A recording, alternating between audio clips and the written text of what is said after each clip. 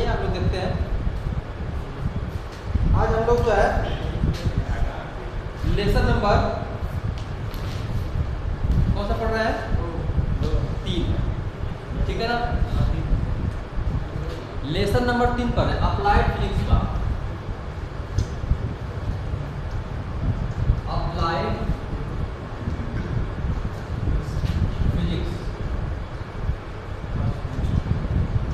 Applied physics पर है ना। उसका लेसन नंबर जो है, लेसन नंबर हम लोग 3 पर है, ठीक है ना। जिसका नाम क्या है? सर्कुलर, सर्कुलर वो है, ठीक है ना। सर्कुलर मोशन, ठीक है, सर्कुलर मोशन पढ़ता है, ठीक है ना। जिसमें हम पढ़े थे न्यूटन के गति के का नियम ना, यही हम पढ़े थे। और हमने जो बताया था कि न्यूटन के गति के, न्यूटन के गति के निम्न लिखित 3 नियम होते हैं।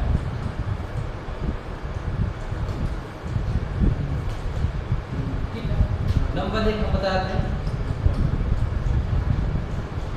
न्यूटन का प्रथम नियम, जिसको हम कहते क्या है? जड़त्व का नियम। दूसरा इनका नियम होता है न्यूटन का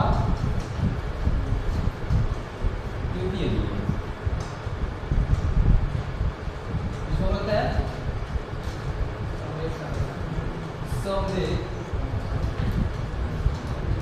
संरक्षण का नियम, ठीक है ना। तीसरा हमारा समीकरण जो होता है वो होता है न्यूटन का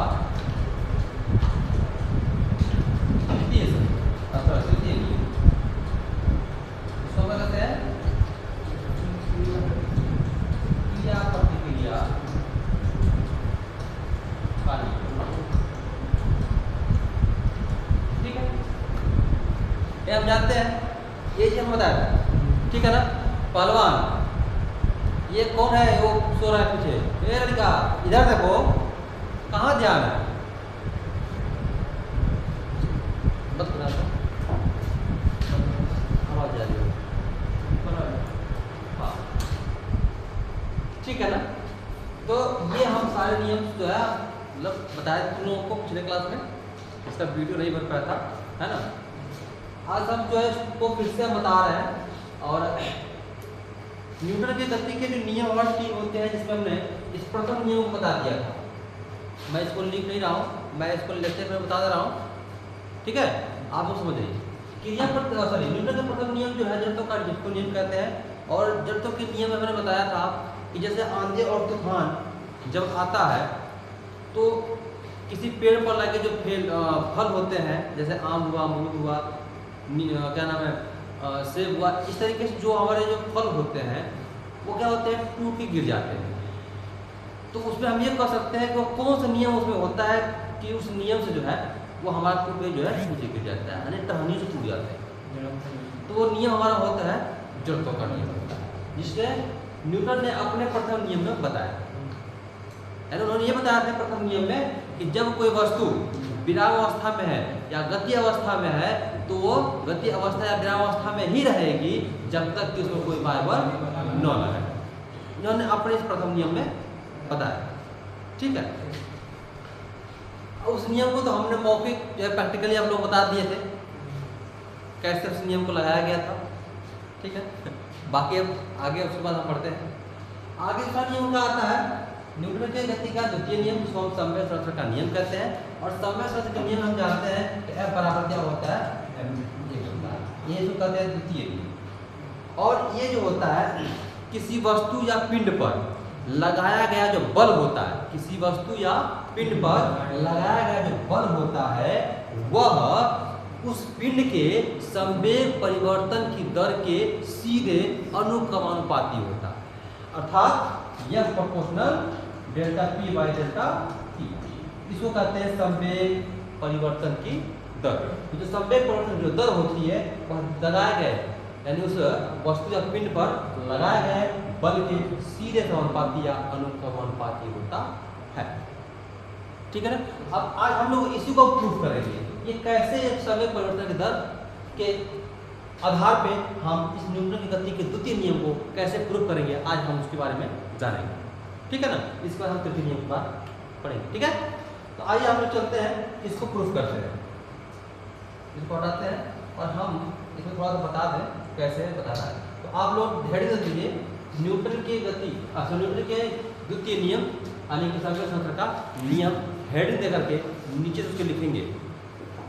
न्यूटन की गति के द्वितीय नियम हेडिंग दे करके नीचे उसमें लिखेंगे। क्या लिखना आपको, हमको भी लिखना पड़ेगा, इस पे लिख लेंगे, बोल दें, लिख लो, लेक्चर में उसको देख लें, लिखो। इस नियम के अनुसार, इस नियम के अनुसार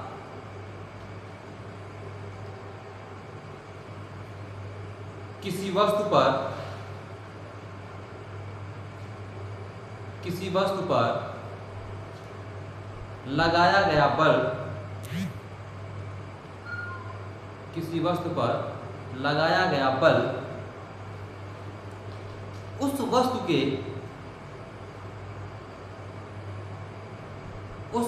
के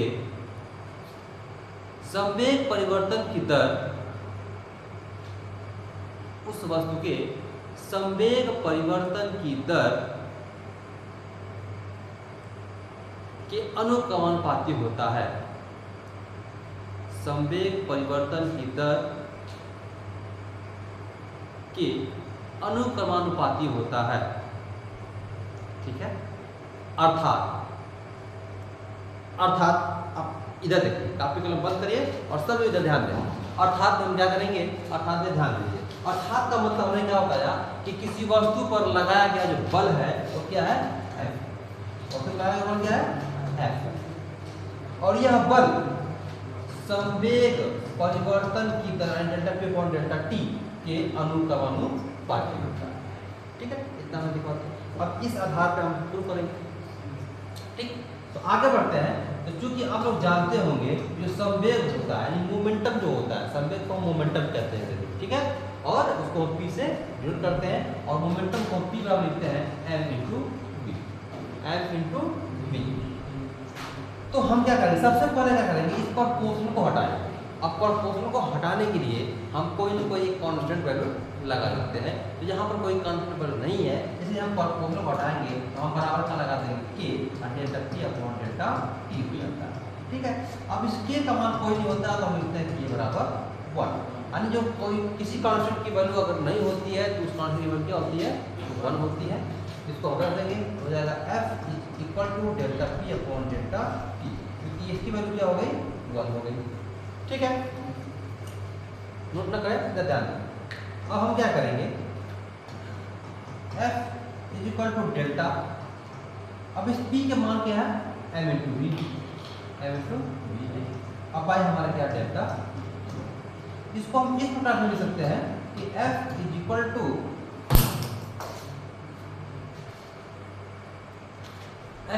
क्या हो जाएगा, इसको लिख सकते हैं m delta v by delta t। हमने m को पहले कर दिया और delta v upon delta t। कोई दिक्कत, इसको कोई दिक्कत है? अब हम इसको प्रूफ करने वाले हैं। तो जैसा कि आप जानते हैं कि त्वरण किसे कहते हैं, ऑसिलेशन, त्वरण किसे कहते हैं, यहाँ ध्यान देना। त्वरण को हम कहते हैं स्मॉल a से करते हैं परिष्कृत त्वरण को, और स्मॉल a बराबर होता है delta v upon delta t। अब इसकी डेफिनेशन क्या होती है, कैसे होता है delta v upon delta t, इसका डेफिनेशन क्या होती है, यानी परिभाषा क्या होती है। तो परिभाषा हमारी ये होती है कि किसी वस्तु के वेग परिवर्तन की दर को त्वरण कहते हैं। या ये कह सकते हैं कि किसी वस्तु के रेखीय वेग परिवर्तन की दर को रेखीय त्वरण कहते हैं। अगर इसी को हम चेंज कर देंगे, कोण भी चेंज कर देंगे, तो हम उसको ये कह सकते हैं, अब यह चेंज हो जाएगा। अगर हम कोण चेंज करेंगे तो ये जो है वो अल्फा बदल जाएगा और जो भी है वह थीटा में बदल जाएगा, ठीक है ना, सॉरी ओमेगा में बदल जाएगा। तो उसको कहते हैं कि किसी वस्तु के कोणीय वेग परिवर्तन की दर को कोणीय त्वरण कहते हैं, अल्फा। जब कोणीय बदलेंगे तो अल्फा हो जाएगा, ठीक है ना। और ये हमारा किस में है, ये है तो रेखीय में, और v है तो रेखी में है। अगर v को हम क्या कर देंगे ओमेगा, तो कोणीय हो जाएगा, ठीक है ना। अब एक हम बदल देंगे अल्फा, हो जाएगा कोणीय त्वरण हो जाएगा, बात समझ रहे हैं। और जब ये है तो रेखीय, और हम यहाँ आवश्यकता किसकी है, रेखी की है, तो रेखीय वेग परिवर्तन की दर को रेखीय त्वरण, ठीक है ना। The rate of change of linear velocity is known as linear oscillation is denoted by a and unit of meter per second square, ठीक है ना। तो इसको हम रख देंगे। तो अब देख रहे हैं यहाँ पे delta v upon delta t, यहाँ पे delta v upon delta t बराबर क्या है, a है। तो हम सकते हैं कि f इक्वल टू हो जाएगा m, इतना बराबर क्या होगा, हमको ये जो है प्रूफ करना। किसी को दिक्कत क्या था, बात समझ में आई है कि नहीं सबको। ये इसी को कहते हैं समय शास्त्र का नियम, ठीक है, क्लियर है। ले लीजिए इसको शॉर्ट में स्टॉप। आइए देखिए आगे, ये आपका जो है न्यूटन के सेकंड नियम को हमने देख लिया, जो कि आपके सामने है, ठीक है ना। आज हम लोग अब इसके बाद आगे बढ़ते हैं, तीसरे नियम को देखते हैं। किसको, तीसरे नियम को हम लोग देखते हैं, ठीक है। चलो इसको नोट कर लिए हैं, हटा दे इसको ना, किस पर आ रहा है, प्रॉब्लम हो जाएगी, हटा देना। हाँ चलो आते हैं तीसरे नियम पे। तो तीसरा नियम क्या कहता है, तीसरा नियम बताया था ना, क्रिया प्रतिक्रिया का नियम, एक्शन एंड रिएक्शन। तो एक्शन एंड रिएक्शन में होता क्या है कि जब एक वस्तु, उसका नियम बताया था तुम लोगों को कि यह क्या बताया थे, हम बताया था इसको क्या कि F12 is equal to minus F21, यही क्रिया प्रतिक्रिया का नियम है। अब जानते हैं कि यह हमारा क्या है, बल है, ठीक है ना। अब यहाँ पर 1 और 2 का मतलब क्या है, तो 1 और 2 का मतलब सिर्फ ये है कि 1 का मतलब पहली वस्तु और 2 का मतलब दूसरी वस्तु। यानी कहने का मतलब है कि जब एक पहली वस्तु किसी दूसरे वस्तु पर क्या लगाती है, बल लगाती है, पहली वस्तु दूसरे वस्तु पर क्या करती है, बल लगाती है, उसका ठीक विपरीत, इस मान का मतलब क्या है, विपरीत है, ठीक है ना। इस मान का मतलब विपरीत, उसका ठीक विपरीत दूसरी वस्तु पहले वस्तु क्या करती है, बल लगाती है। जैसे एग्जाम्पल बताया था ना, दीवार है, तो दीवार को आप क्या करते हैं, मारते हैं। दीवार आप मान लीजिए पहली वस्तु और आप दूसरी वस्तु हो गए, या आप पहली वस्तु और दूसरी वस्तु हो गई, ठीक है। तो आप क्या करते हैं, हाथ से उसको मारते हैं, जब दीवार को मारते हैं तो आपको महसूस होता है हाथ में कि चोट लग गई, या एक दूसरे को ही मारते हो। ये दोनों बच्चा बैठे हैं, अगर दूसरा अपने मारपीट शुरू कर दिए, भड़बड़ शुरू कर दिए, तो क्या भड़बड़ तो भड़बड़ में मार जोश मार रहा है ना, भड़बड़, लेकिन हाथ में चोट तो लग ही रहा है, तो बाद में मार देनी है, चोट लग गया, बहुत गुस्सा दिला देना, मार देनी है। ऐसे बोलते ही नहीं बोलते, मैंने हाथ में चोट लगे तब मैं हाथ मार दिया, तो उस वक्त मार जो मार भड़बड़ शुरू कर दिए, लेकिन बाद में वक्त दर्द कर रहा है, कहाँ है, वो मरनी है, कहीं लग गया, तो कोई जैसे हड्डी उड्डी कहीं लग गया नहीं, कहीं गुदगरब लग जाता है तो कोई बात नहीं, कोई चोट नहीं लगा है, लगती है लेकिन हल्का, लेकिन हड्डी उड्डी लग झटके में तो नहीं, हाथ को चोट लगी तो चिल्लाना आई होता है, लग भाग यहाँ से, भाग लग गया, करते नहीं करते हैं, है कि नहीं। तो इस तरीके से जो है आपको क्रिया प्रतिक्रिया का नियम लगता है, ठीक है ना।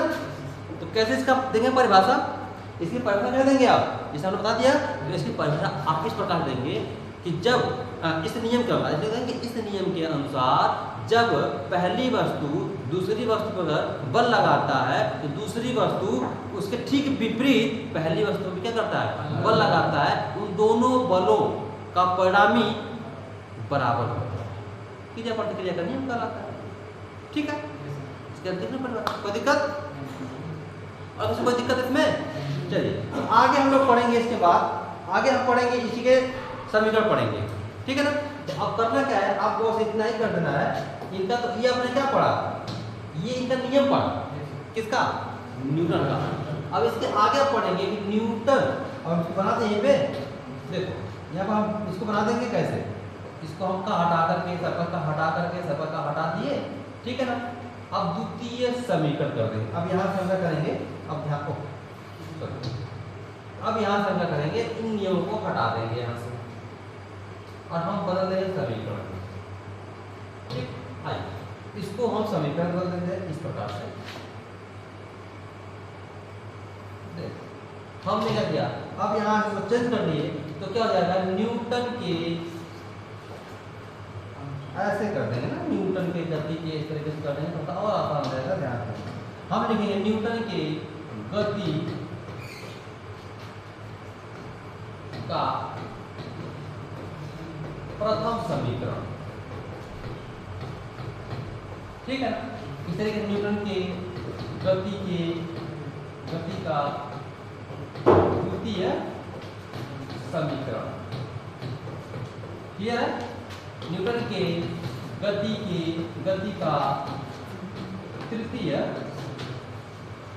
ये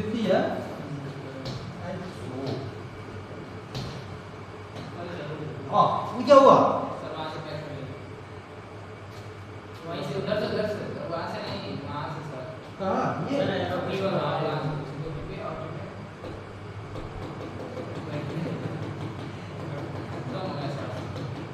आ रहा ये क्या हुआ, सब सत्यानाश करवा दिया इस बंगाली ने। ये कब दवाई को बचा हो गया है, क्या बंगाली बाबू, ये कुछ तोड़ चलते हुआ है, तूने मेरा ध्यान भटका दिया है, तब क्या टकेगा। देखो तो अब फिर से इतना काम कराएगा बिना मतलब का ही। चलो देखो आप, चलो देखते हैं हमने क्या पढ़ा था, अप्लाइड फिजिक्स फर्स्ट, ये ना कौन सा पढ़ा, लेसन नंबर 3 पढ़ रहे थे, ये ना। और हमारा ये कौन सा है, सर्कुलर मोशन है, सर्कुलर मोशन, जिसको हम क्या कहते हैं, वृत्तीय गति कहते हैं।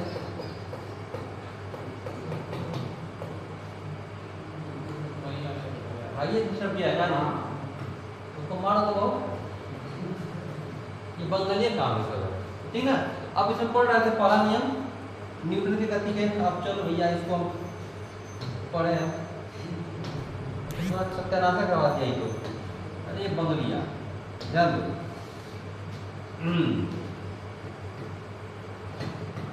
न्यूटन के गति के समीकरण, ठीक है ना।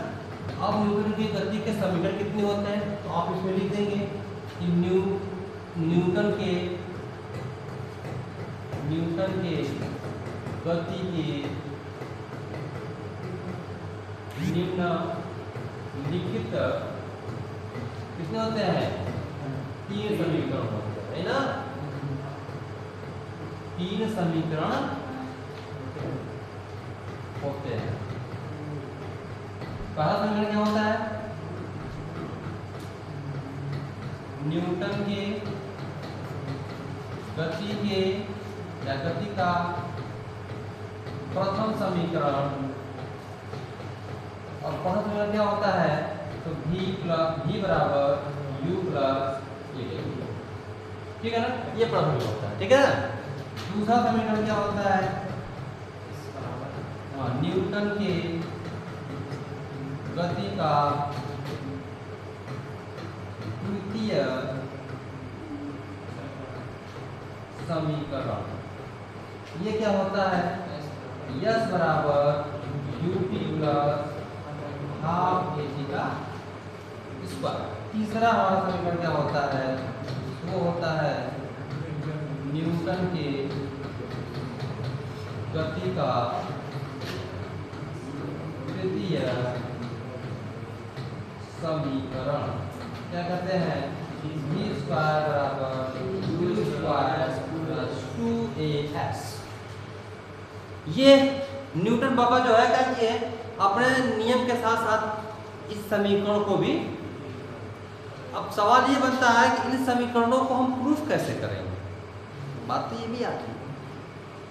ये देखो बच्चा गोवर्धन दास, जरा ध्यान दो, हम बतावें, ये तो समीकरण है, इन्हें भी तो प्रूफ करना पड़ेगा ना।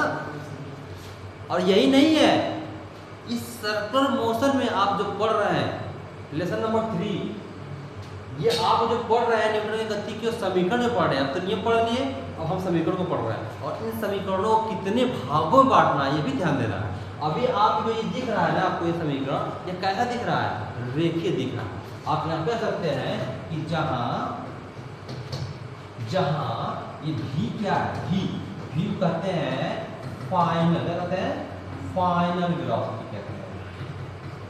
इसमें समझ में ना है, v है और ये l को है, ठीक ना, वेलोसिटी, ठीक है ना। और u देखो यहाँ पर क्या है, यहाँ पर u है ना, u को कहते हैं इनिशियल, क्या कहते हैं? इनिशियल वेलोसिटी, ठीक है। इसके बाद आपका a है, a क्या कहते हैं? लीनियर, कैसे नहीं बन रहा है, क्या है हो जा रहा है, देखो फिर ना आ जाए, लीनियर ऑक्सीलरेशन, क्या कहते हैं? ऑक्सीलरेशन, ठीक है ना।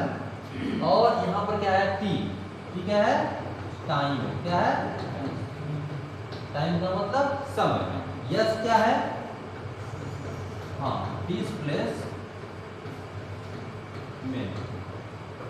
डिस्प्लेसमेंट, और क्लियर बात, अभी तक तो हो गया। अब इसको हिंदी में कहते हैं, इसको हिंदी में कहते हैं अंतिम, क्या कहते हैं? अंतिम वेग। इसको हिंदी में कहते हैं प्रारंभिक वेग, प्रारंभिक वेग। इसको क्या कहते हैं? रेखीय त्वरण, क्या कहते हैं? रेखीय त्वरण। इसको क्या कहते हैं? समय। इसको कहते हैं विस्थापन, ठीक है ना। ये आप क्या हो गया? डिनोमिनेटर हो गया, ठीक है। अब बात ये है कि इनको कैसे सॉल्व किया ना, मतलब हम कैसे जाने कि इतना होता है, कैसे होता है, इसे प्रूव करके दिखाना, ठीक है ना। बात में तो सबसे पहले हम प्रूव करेंगे v बराबर u प्लस a t कैसे होता है, ये हमको ध्यान देना। तो इसको हम यहाँ सॉल्व कर देते हैं, एक हम सॉल्व कर देंगे, बाकी 2 और 3 ये आप लोग खुद स्वयं घर से सॉल्व करके आएंगे, मतलब इसको डेरिवेट करके आएंगे। परवान तो कहे का नोट कर, तो है हम ये समझा रहे हैं और आप नोट करते जा रहे हैं। कितने अच्छे बाबू है, नहीं? कितने सुघर है आप, बंगाली से सुघर है। मैं समझा रहा हूँ आप लोग के। परवान रोज हर का फराक वाला बहुत पीछे बैठा है, वो देखो पर नोट करा है। अब तो ही ना रहा, कुछ नहीं हुआ, आप सीधे बैठे, आप लड़क गए ना, इसीलिए कह रहे थोड़ा सा कॉन्स्टेंट 90 डिग्री बढ़िए। क्लास में कब लगता है? क्लास का जो बैठने का रूल्स है वो 90 डिग्री होती है। 45 झुका ही नहीं है कुछ, ठीक है ना। झुका मत, झुकने का मतलब है कि आपको देखिए क्या होता है कि आप 45 पे जब झुकेंगे ना तो आपको आलस आएगा। जैसे लोग बैठते हैं क्लास में, नहीं झुक जाते हैं, ऐसे सीट की तरफ झुक जाते हैं ना, ये तो पूरा झुका हुआ है उधर पीछे, आप इसको कहो समझ ना हो दोगे, ठीक है ना। आए झुक जाता, तो आप झुकने का मतलब कि आपका जो ये पूरा जो दबाव है ना पूरा सीधे इसे पड़ जाता है। दबाव कहाँ आता है? सर, मतलब जहाँ आपका जो मस्तिष्क होता है वहाँ से उसका भार पड़ जाता है, पूरा दबाव इस पर आ जाता है। जब पूरा दबाव बनता है तो क्या होता है? आपको इस्तेमाल होता है आलस आ रहा, नींद आ रही हो, कुछ इस प्रकार से आता है, पढ़ने का मन नहीं करता, पढ़ने का कोई काम ही करने का मन नहीं करता, तो कहते हैं आलस आ।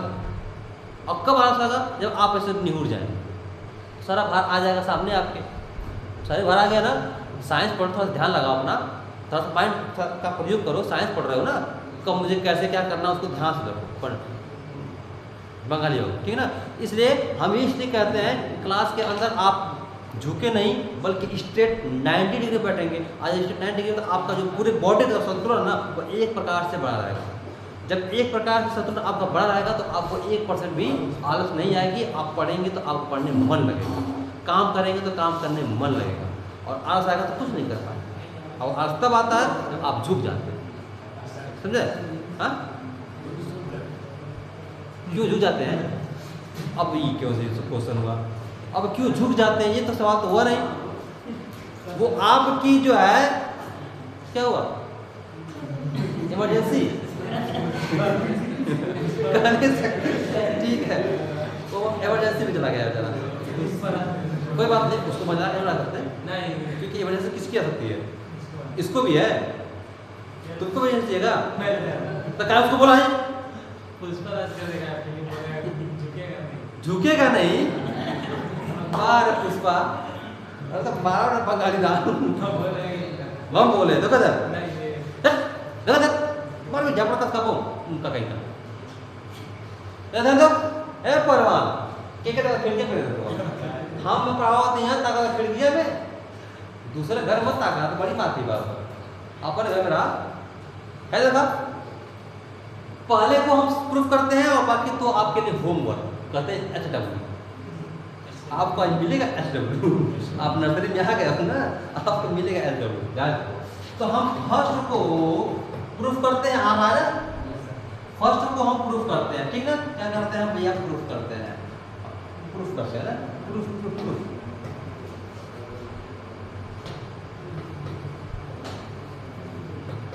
प्रूफ है PRO डबल F प्रूफ, ठीक ना। और प्रूफ कैसे करेंगे, डायरेक्ट हम भी कुछ हम जानते हैं, क्या जानते हैं कि we know that, we know that का मतलब हम जानते हैं, क्या जानते हैं, हम जानते हैं। अब हम क्या जानते हैं, सिर्फ हम जानते हैं, तुम जानते हो क्या, ना जानवा दो जानवर का उसका झुकेगा नहीं, कहे झुके वो जानवर चट्टा रहा। हम जानते हैं, क्या जानते हैं कि जो हमारा ऑसिलेशन होता है ना, ऑसिलेशन वह वेग परिवर्तन की दर के बराबर होता है। अब आप जानते थे ना, अब जानते हैं, इस पर जानते थे इसलिए देख हम जानते हैं, ठीक ना। तो हम जानते हैं कि ये बराबर होता है डेल्टा V पर डेल्टा V, और देखो जो डेल्टा लगा है ना, किस साथ लगा, V के साथ लगा। जब V के साथ डेल्टा लगा इसका मतलब हो गया कि वेग में परिवर्तन। अब वेग में परिवर्तन होगा कब, कब होता परिवर्तन, देखो पहले परिवर्तन ये होती है कि जब कोई वस्तु विरामावस्था में है तो उस विरामावस्था में रहेगा, ठीक ना। तो अब विरामावस्था में है, इसका मतलब ये हो गया कि उसका प्रारंभिक वेग हुआ, उसको हम U कहते हैं। अब वस्तु क्या हो गई, गति अवस्था में हो गई। जब गति अवस्था में हो गई तो गति करते करते करते करते कहीं ना कहीं उसका लास्ट इन होगा, जरूर होगा, कहीं ना कहीं जरूर रुकेगी वो पिंड क्या वस्तु, ठीक है, रुकेगी। तो जहां रुक गई वहां अंतिम हो गया, उसको हम V कहते हैं, बात समझ रहे ना। तो वही परिवर्तन हुआ, प्रारंभिक से अंतिम, ये क्या हो गया परिवर्तन। अब परिवर्तन को हम अंतर रूप में लिखते हैं, कैसे लिखते हैं, अंतर। अंतर कोई अंक लिखते हैं डेल्टा V या डेल्टा A, जिसका परिवर्तन होगा, अगर त्वरण का परिवर्तन तो डेल्टा V A लिखेंगे, अगर विलास्टिक का परिवर्तन तो डेल्टा V लिखेंगे, अगर विस्थापन का है तो डेल्टा S लिखेंगे, मतलब जिसका परिवर्तन उसका डेल्टा, क्लियर है। तो यहाँ पर वेग का परिवर्तन है, तो वेग का परिवर्तन हमेशा कैसे करता है, वेग का परिवर्तन हम लिख देते हैं कि अंतिम माइनस प्रारंभिक। हमेशा अंतर क्या होता है, अंतर हमेशा अधिक माइनस कम होता है। ये ध्यान रखना कि जब भी आपको कोई परिवर्तन निकालना हो तो हमेशा अधिक माइनस कम करना, ठीक है ना, ये नियम इसका है, ठीक है। तो अंतिम माइनस प्रारंभिक, तो अंतिम में कौन सा होता है V, और प्रारंभिक कौन होता है U, अंतर, ये हो गया परिवर्तन। अंतिम माइनस प्रारंभिक में अंतर क्या हो गया माइनस, ठीक है ना। अब कौन लिख सकते हो डेल्टा, जब उसका अंतर इसका भी अंतर, इसका जब ट्राई कर दोगे तो क्या हो जाएगा, डेल्टा A हो जाएगा, आ जाएगा V माइनस V। इसको इधर लेके जाओ, इसको उधर कर दे, इधर कर दो, इधर कर दो, कोई दिक्कत नहीं है। हमको लेना क्या है, V बराबर निकालना है, तो इधर हमको लगता है कि V बराबर हो जाएगा U प्लस देखो तो प्रूफ हो गया, आ गया का। ये देखो हम V को छोड़ दिया, अपनी जगह पे ही है, V अपनी जगह पे है, और U को उधर के जाए, ये मान क्या हो गया, प्लस हो गया, I प्लस है, ये क्लियर है। तो पारक पैराग्राफ प्रूफ क्या क्या ना समझा गया। ऐसे आपको ये डबल में 2 प्रूफ करके घर से आना है। आज के लिए हम इतना ही अपना लेक्चर को कंप्लीट करके इन करते हैं। आगे का लेक्चर हम कल पुनः इसी के आगे स्टार्ट करेंगे, ठीक है ना। धन्यवाद। तुम इसको नोट करो।